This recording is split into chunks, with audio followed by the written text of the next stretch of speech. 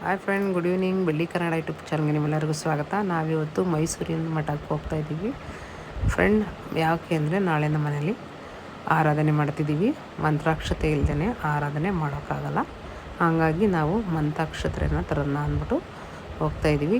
ಇಲ್ಲಿ ರಾಯರ ಹತ್ರನೇ ಎಲ್ಲನೂ ಕೇಳ್ಕೊಂಡ್ವಿ. ನಾಳೆ ರಾಯರು ನಮ್ಮ ಮನೆಗೂ ಬರ್ತಾರೆ.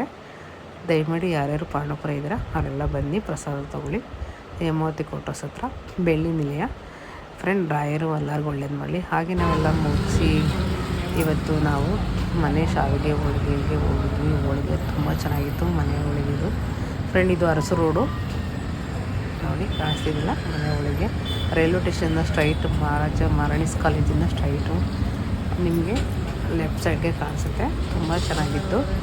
ಎಷ್ಟು ಚೆನ್ನಾಗಿತ್ತು ಅಂದರೆ ತುಂಬ ಚೆನ್ನಾಗಿತ್ತು. ವೆಂಕಟೇಶ್ ಅಂತ ಇವರು ಸ್ಟಾಫು ತುಂಬ ಸರ್ವ್ ಮಾಡ್ತಾರೆ ನಗ್ನಗ್ನ. ಹಾಗೆ ಅಲ್ಲಲ್ಲೇ ಬಿಸಿ ಬಿಸಿ ಮಾಡಿ